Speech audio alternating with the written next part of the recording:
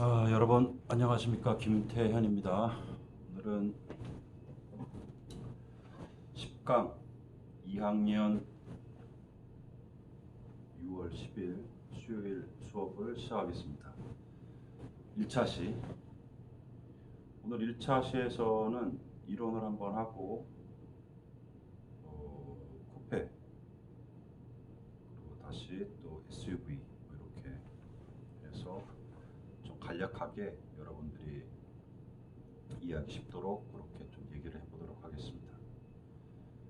그리고 2차시, 3차시에서는 그 점선면 기법, 기초조형 실습 계속 이어나가도록 하겠습니다.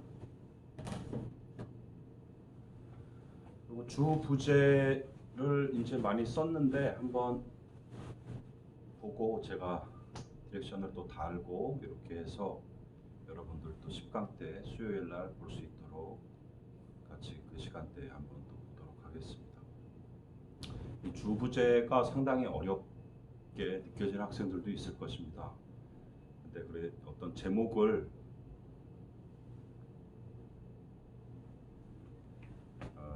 이제 그렇게 하기 위해서는 여러분들이 이제 학습들이 많이 필요하니까 그렇게 많이 조율을 했으면 좋겠습니다.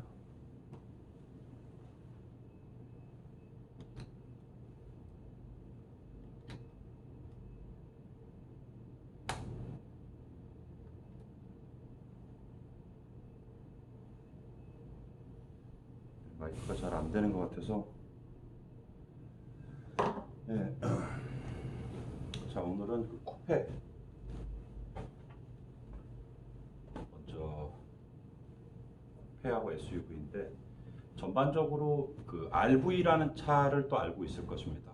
그게 뭐 SUV의 원형이 될 수 있고, 그런데 그 사실 알고 보면은 그 원형이라 그러죠. 원형은 어떻게 보면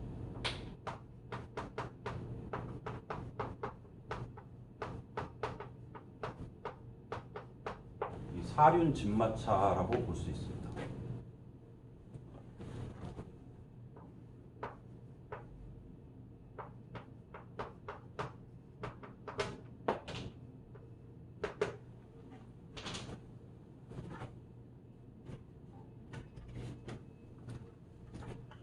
SUV의 원형은 사륜 진마차인데 보면 여러분들이 이제 뭘까요?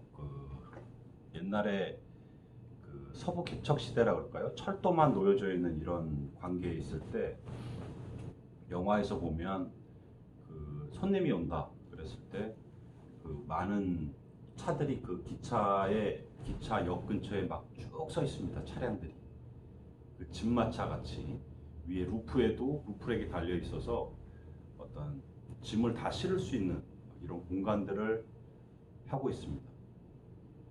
그래서 여행자들이 손님이 오시면 그 차를 끌고 보통 이렇게 도로가 놓여지지 않았죠. 이렇게 지금같이 뭐 어떤 아스팔트가 있는 게 아니라 막 어떤 진흙투성이의 그냥 바닥이다 보니까 그런 곳을 이제 지날 수 있도록 차체가 높고 지상고가 높고 바퀴가 크고 또 사람을 또 많이 태울 수 있고 문이 또 양문형이고 뭐 이렇게 양쪽으로 걸리고 그 사람과 화물을 동시에 이제 사용할 수 있는 그렇게 기능적인 어떤 차들을 짐차를 이제 원형으로 하고 있습니다. 그래서 아무래도 사륜 구동이 돼야 좀 진흙바닥도 굴러가고 전륜이라 그러죠. 그래서 그런 식의 어떤 차의 힘도 어느 정도 또 돼야 되고 진흙바닥 진흙바닥 같은 오프로드를 뛰기 위해서는 그런 어떤 기능적 요소 이런 것들을 하고 있다 보시면 됩니다. 그래서 뭐 도심형 요즘에 SV 뭐 이러면은 말 그대로 사륜이 아닌 이륜만 가지고 후륜 방식을 가지고 FF, FR 방식 여러 가지 구조적인 얘기들이 있습니다만 4H 많습니다. 4WD.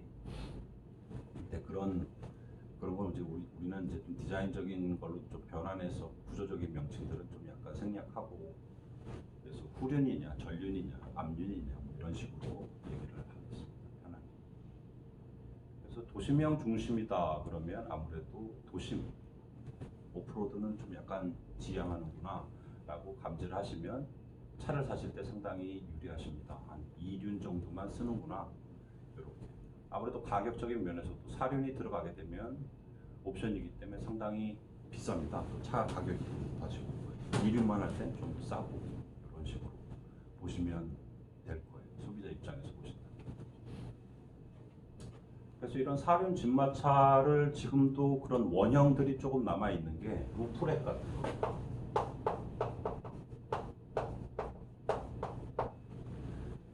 지붕에, 차 지붕에 SUV 이렇게 위에 보면 이렇게 바가 이렇게 달려 있습니다.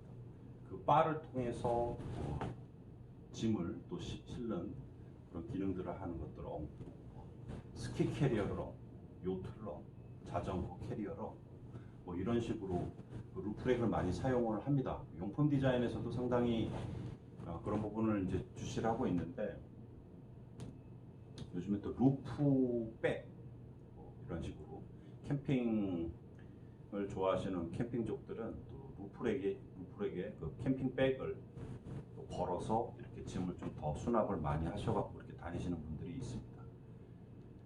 네, 그렇게 응용을 할 수 있도록 이제 그 원형에 가깝게 아직 디자인적으로 남아있는 건 루프렉 같은 그런 요소들이 있다, 이렇게 보시면 되고, 또 디자인적 요소로는 SUV가 좀 큰 차인데 굳이 스포일러가 필요하냐? 뭐 의견이 분분합니다만, 저도 좀 낮은 차에 스포일러가 있는 게 기능적으로 맞지만 그 디자인적 요소로 봤을 때는 뭐 의미가 없다라고 생각합니다. 이게 얼마나 또 공기 저항 마찰 계수에 그렇게 크게 영향을 주느냐, 있을 겁니다 분명히. 그런 공학적이라 저도 제 범위가 아니기 때문에 그냥 디자인적 요소로만 말씀드립니다. 그리고 이 SUV는 영국 여왕이 옛날에 이제 그 같은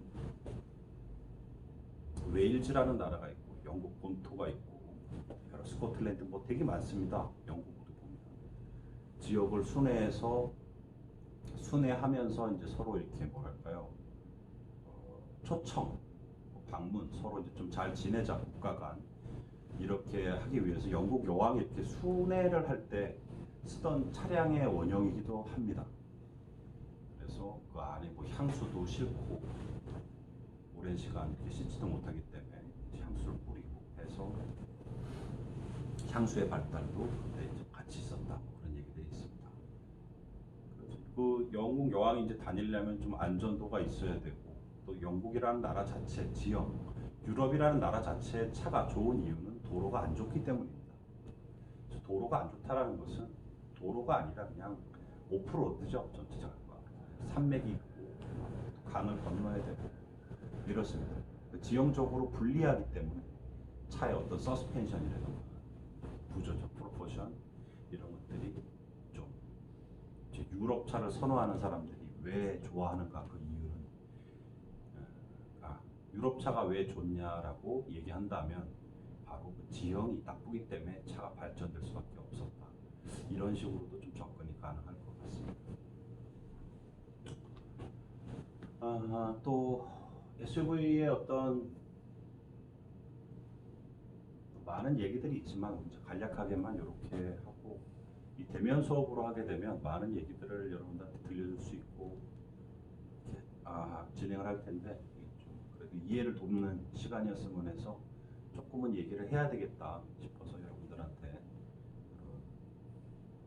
유래라던가 원형에 가까운 얘기들, 이런 것들을 좀 들려줘야 지금의 현재 차 문화 아니면 브랜드의 어떤 아이덴티티를 읽는 데 있어서 조금 도움이 됐으면 하는, 이런 식의 개념들은 좀 쌍방 이렇게 좀 대면적으로 이루어져야 된다고 저는 좀 생각을 하는데, 교수의 그냥 얄팍한 지식으로만 전달이 되어져서 좀 한계가 있다라고 좀 생각을 합니다. 자, 다음에는 이제 쿠페를 한번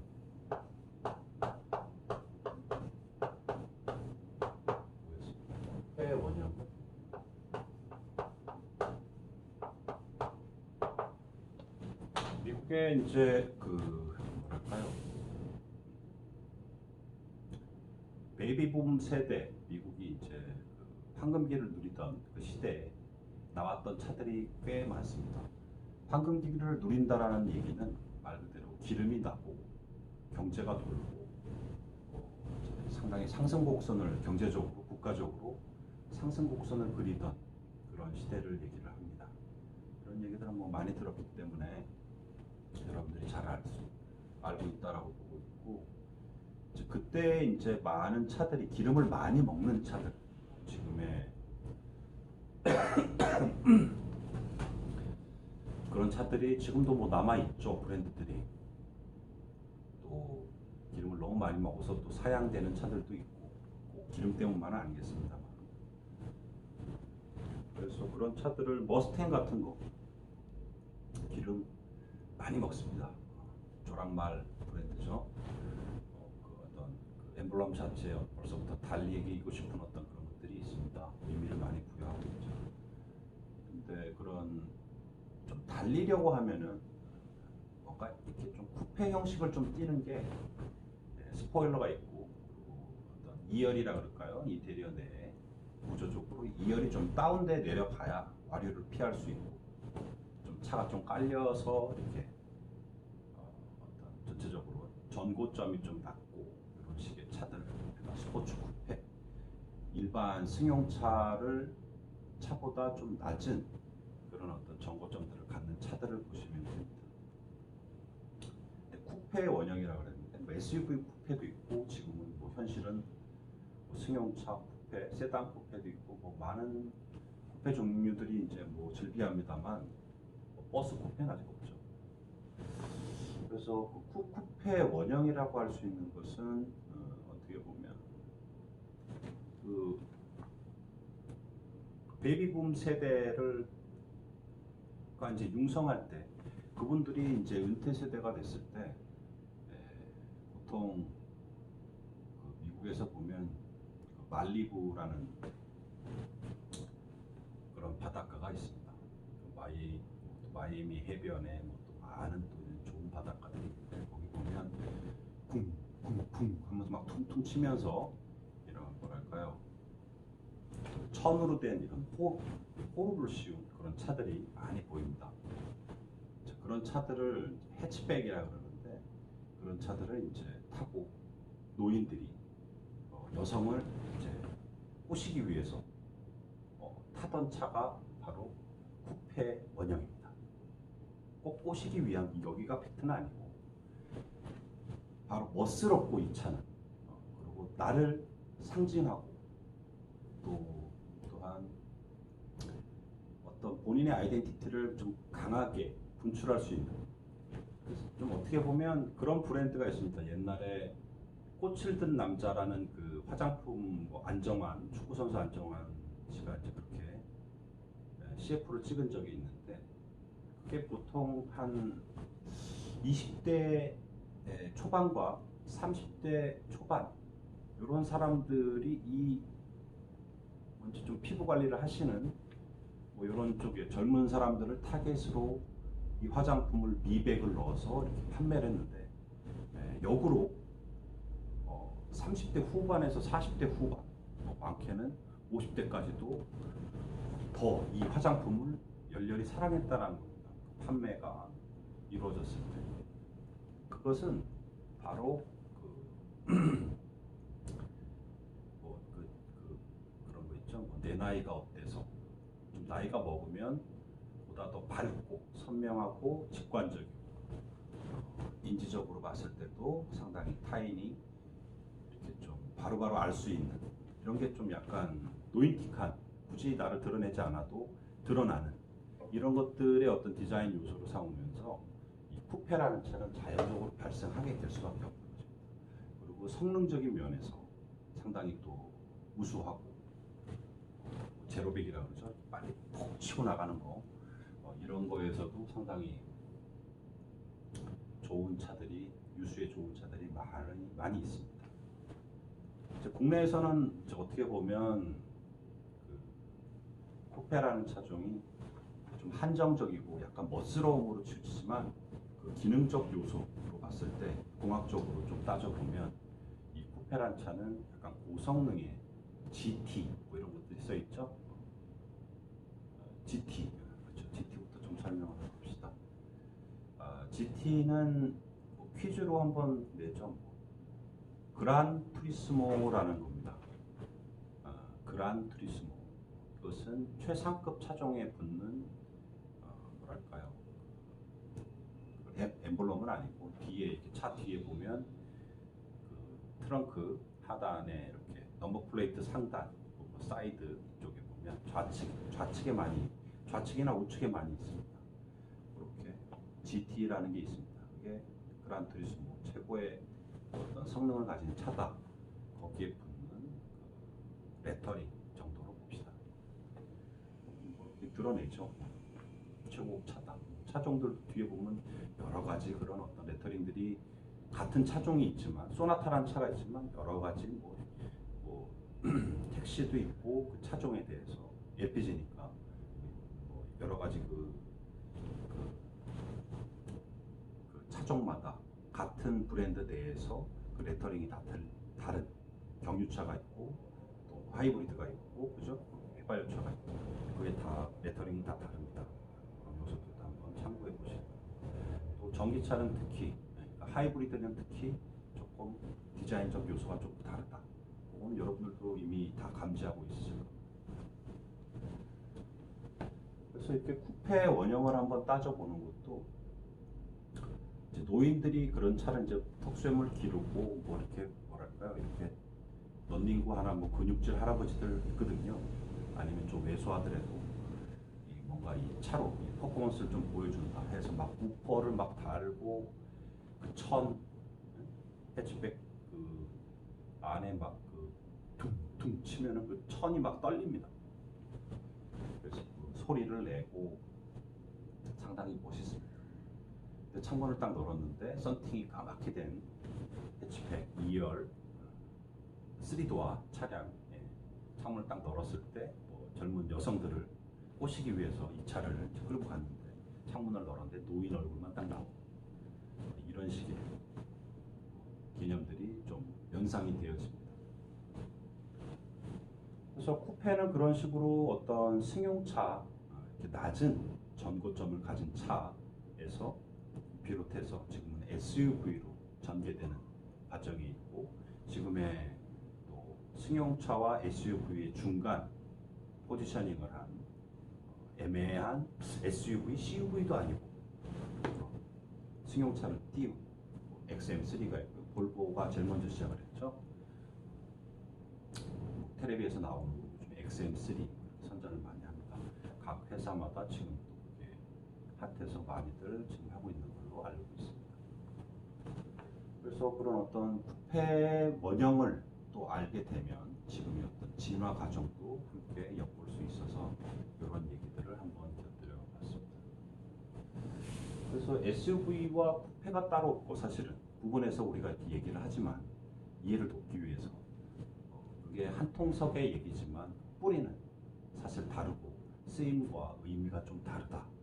그것을 여러분들이 좀 캐치하셨으면 좋겠고 또 연계돼서 많은 차들이 있습니다만 지금 이제 또 여러분들의 그 뭐죠? 스케일 모델을 하는 데 있어서 어려움이 없도록 그것만 가지고 좀 이해를 넓히는 시간들을 좀 저는 얘기를 좀 드린 겁니다. 그리고 이제 우리가 또 한번 봐야 될 게 있다면 MPV도 한번 살짝 볼까요?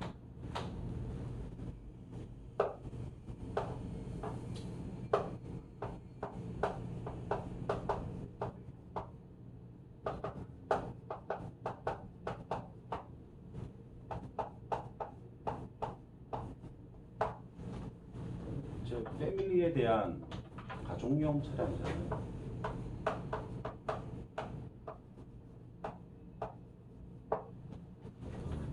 패밀리카라고 볼 수 있고 MPV는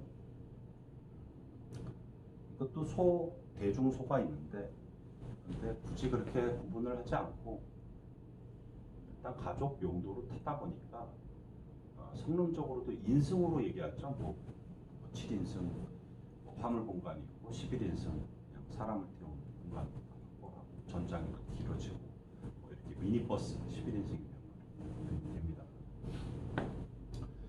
그래서 MPV는 조금 그런 식으로 좀 가져갈 필요가 있다. 가족용이 타고 아니면 학원 차라던가 어떤 다인승 차량 뭐 여러분들 굳이 제가 이런 설명을 안 드려도 다 아실 거라고 생각을 합니다. 근데 미니버스다 보니까 성능적으로 떨어지지 않아야 되고 지금도 보면 지금 현실을 좀 얘기해 보면 디젤 차의 어떤 그런 느낌보다 가솔린으로 많이 가는 성능적으로 사람을 많이 태우다 보니까 힘이 좀 부족하고 차가 화물을 좀 싣게 되면 차가 또 이제 좀 많이 떨어지고 힘이 뭐 이런 식의 느낌들을 많이 받아서 그런가 가솔린으로 좀 많이 이렇게 좀 가시는 분들 또 소음도 상당히 좀 심하죠 디젤 특히 MPV는 그래서 MPV는 좀 약간 가정 용도 아니면 도심형 학원 차량 뭐 마을 버스는 좀 그렇고요 뭐 그렇게도 타십니다만 그래서 어떤 좀 약간 소유에서 회사가 소유하던 지역 이런 데서 이렇게 학원 이런 데 좀 소유해서 이것을 아니면 무슨 고깃집 뭐 그런 차들로 이렇게 많이 다닙니다. 그래서 그 어떤 사용자가 소유에 의한 이렇게 손님들을 모시고 온다던가 아니면 바이어를 모시고 간다던가 이럴 때 많이 쓰이는 차종으로 여러분들이 주부제를 구할 때 MPV는 좀 약간 힘듭니다. 힘들다란 얘기가 목적성이 뻔하고 하기 때문에 그 주부제 이야기로 갖다 설득시켜서 차를 브랜드 아이덴티티를 심는다라는 게 좀 한계가 있다. 이미 좀 약간 정해진 틀이 있기 때문에 차에 대한 어떤 목적성이 물론 하우투 디자인에서도 한 목적성은 사용성이 약간 부각이 될 거라고 보여집니다. MPV 같은 경우에. 그래서 어떤 뚜렷한 캐릭터가 좀 너무 뚜렷하기 때문에 캐릭터를 나누기 힘들다. 그래서 좀 약간 주부제에서 여러분이 힘들 것 같아서 정할 때 그래서 많은 그 외래어라던가 기타 키워드를 좀 삼을 수 있는 그런 어떤 글귀가 상당히 쓰여지기 힘들다. 그래서 MPV는 조금 그런 의미가 있습니다. 그래서 이런 것도 유념하셔가지고 한번은 MPV를 하실 때 이번에는 MPV 팀들이 없는 걸로 알고 있지만 다음에라도 하실 때 교수한테 물어서 제목 주부제를 좀 정하실 때 참고를 하시는 것도 괜찮을 것 같습니다. SUV MPV도 많이 진화를 해서 지금의 아마 2020년도도 아마 유지가 되는 걸로 알고 있습니다. 카니발 같은 경우에 지금 국내 판매율 2위에 랭크되어 있습니다.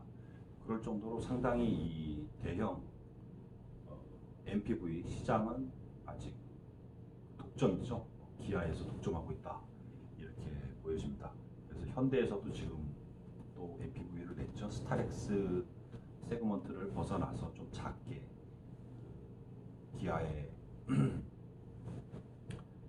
카니발보다는 휠베이스를 좀 작게 해서 약간 차별화를 해서 내놓는 걸로 해서 지금 나온 걸로 알고 있습니다. 그리고 많은 또 회사들이 MPV도 시장이 있다라는 식의 개념들을 잡고 있어서 국내 시장에서는 아마 좀 더 다른 회사들도 하지 않을까 이런 생각들을 해봅니다. 어떤 다인승 가족 용도로만 볼 수 없다. 그래서 어떤 목적성을 SUV는 많이 띌 수 있습니다. 그리고 성능적으로도 많이 튜닝이 가능하고 좀 가격대가 이제 좀 높아지는 건 어쩔 수 없습니다만 그만한 어떤 가치를 줄 수 있는 인테리어 내장재 뭐 애기 엄마들 지금의 어떤 유아나 명세부터 뭐 7세 이렇게 미만까지 뭐 몇 세라기보다 이렇게 끊는다기보다 약간 어린아이들을 이제 가지고 있는 데리고 있는 가정에서 MPV 차종을 상당히 선호한다라고 나와 있습니다. 그 이유는 그 인테리어 뭐 콘솔 박스 아시죠? 인테리어에 거기에 우유병을 데울 수 있는 그런 기능들, 우유병을 딱 넣으면 보온이 되고 또 차갑게도 되고 이런 식의 기능들을 놓고 또한 슬라이딩 체어라 그럴까요? 그 안에서 구조를 좀 이렇게 맞출 수 있는, 잡을 수 있는, 돌릴 수도 있고 그래서 2열서부터 그런 자유로 배열이죠. 사람이 앉는 2열, 3열에 대한 그런 배열 또 많은 또 수납 공간이라 그럴까요? 공간이 또 리어 텔게이트에 있어서 많이 할 수 있죠. 자동 슬라이딩 도어 그래서 좀 넓고 쾌적하고 그 인테리어 그 구조적으로 많이 발달을 가져오기 때문에 그 쓰임이 실용적이고 해서 많이 판매되는 것 같습니다. 또한 그 SUV의 어떤 단점이라 그러면 단점은 아니겠지만 뭐 차이라 그러면 MPV와 약간 슬라이딩 도어 쪽을 볼 수 있는데 타고 내릴 때 어떤 그런 사이드 스텝이 자동으로 올라오고 자동으로 문이 열리면서 불이 들어오고 뭐 이런 기능들 그래서 그 어떤 사용자한테 배려를 많이 하고 있다. 그래서 하우투 디자인에서 여러분들은 MPV를 눈여겨볼 필요가 있다라는 걸 말씀드리겠습니다. 뭐 그러면 SUV는 문 열 때 불 안 들어오냐? 들어옵니다. 문짝이다. 그러나 이제 그 발판서부터 아무래도 MPV는 그 사이드 스텝이 있죠. 그 도어를 열면 그래도 한 칸 내려설 수 있는 그런 뭐랄까요? 디딤대라 그럴까요? 이런 공간들이 있기 때문에 사이드 스텝도 내려오고 하면서 그 사이사이에 불을 또 비춰줘서 어떤 뭔가 바닥도 비춰주고 해서 도화 쪽에서 바닥을 또 비춰주죠. 그래서 상당히 기능적으로 좀 우수하다. 고객 입장에서 상당히 뭔가 서비스를 받는 그런 느낌들이 좀 있을 거예요. 그래서 그렇게 MPV는 여러분들이 이해하셨으면 좋겠고 옛날에 봉고라는 차가 있었는데 이런 얘기 잠깐 드립니다만 옛날엔 텔게이트 쪽에 막 이렇게 사다리 같이 잡고 올라가서 그 루프 브레이크 있습니다. 거기에 또 이제 화물을 실을 수 있는 공간들을 또 아예 옵션 없이 그냥 선택 사양 없이 그냥 매달아서 나간 적이 있습니다. 그럴 정도로 뭐 짐도 더 실을 수 있었고 이런 기능들이 있었는데 지금은 너무 이렇게 좀 투박하게 그런 장치들을 하지 않는데 공간들이 나오고 하니까 스타일링적으로 많이 요소를 가져가지 기능적으로 그렇게 짐을 싣고 하는 거는 하지 않는다. 그래서 좀 약간 디자인적으로 좀 배제가 된 것 같은데 저 같은 경우에는 이게 상당히 그 원형이 사다리가 있고 한 게 상당히 보기 좋았던 세대에 살았던 사람이라니까 저도 좀 그렇게 해보고 싶다. 차에 뭔가 자전거를 달 수 있고 그런 것들이 있죠. 장치들 그런 옵션들을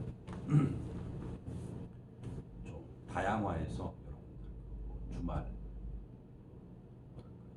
다양한 액티비티를 즐기고 취미의 다양성 이런 것들을 가질 수 있도록 차에서 많이 그런 것들을 배려를 했으면 하는 디자인적으로 그 차종이 또 MPV이기도 하고 SUV도 됩니다만 보다 더 강렬하게 와닿는 MPV인 것 같습니다. 네, 이렇게 해서 SUV 뭐 원형, 폐원형, MPV의 주부재의 어떤 쓸 수 있는 그런 키워드들에 대해서 간략하게 좀 설명을 드렸습니다. 2강에서부터는 이제 실습을 시작을 하겠고 2강에서 만나도록 하죠. 수고하셨습니다.